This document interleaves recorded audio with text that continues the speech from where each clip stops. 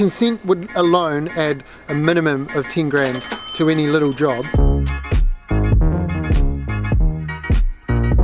Yo, I'm Josh, a builder here in New Zealand, and let's talk about the difference between consented work and unconsented work.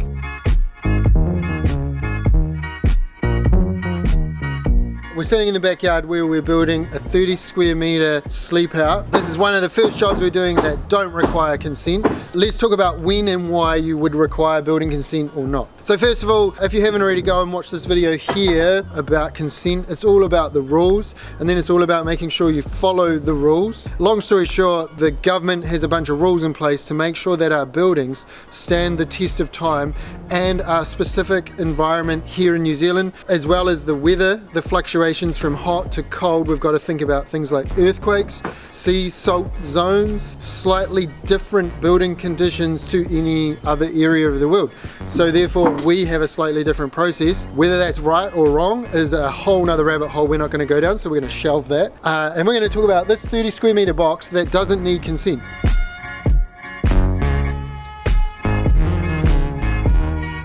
So the government has a website, building.govt.nz, and that has a bunch of resources here, building work that does not require consent. Basically, there's a couple of categories. Like any existing building, you've got the right to do general repairs and maintenance. And there's a list of specific rules of what is classed as a general repair. Generally, when you're replacing something like for like, for example, we could pull that window out, we could put a new window in, and that doesn't require consent. If we decided that we were going to make that entire wall glass and we were going to put a larger window in, we would now be altering the load-bearing lintel and the bracing elements in that wall. We would need to submit consent to prove that we're going to do that to code. So they've also changed the rules now to include detached standalone buildings. Previously that was 10 square metres. For example, you could build a little 3x3 shed or room or office. They've now increased that to 30 square metres, just like the building behind me. This is still being done to plan, to code, to 3604. So it's important to know, even if you don't need consent as a builder or a homeowner, it's your job to follow the code and the rules set out in NZ 3604. NZ 3604 is basically a list, for example, how far apart our piles need to be and our joists, all of the rules that make sure that we're building this to code as if we're getting consent anyway. I think one other thing it's important to know that this is detached. If we were adding 30 square metres to the existing dwelling, that would be classed as an alteration or an extension.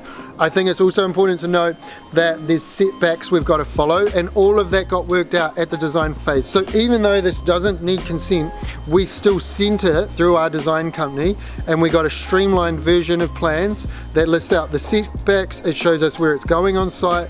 For me as the builder, that's really important so that I'm getting the client to sign off on all of those things.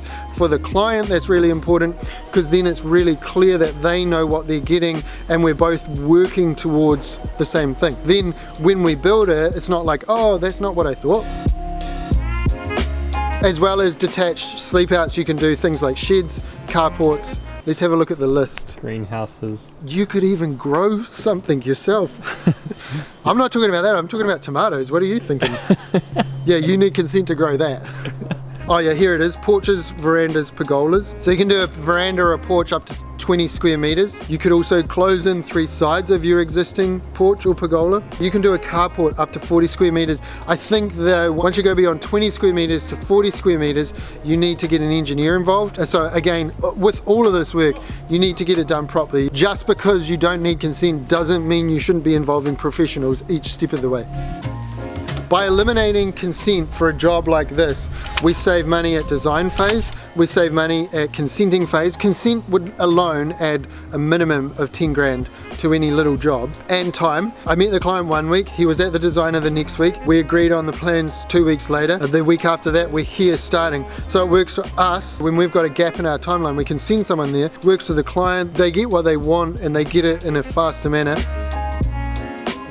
in my opinion, this is a great step towards speeding up the process. I think it provides people with options, and it also lessens the burden at the council side of things, so they can continue to streamline consents. The volume of consents going through the council is crazy, and there's only so many people to process that stuff. So moves like this are needed, and they need to go even further, in my opinion. If you're interested in doing some unconsented work on your property, the first thing I'd recommend is reading this document here.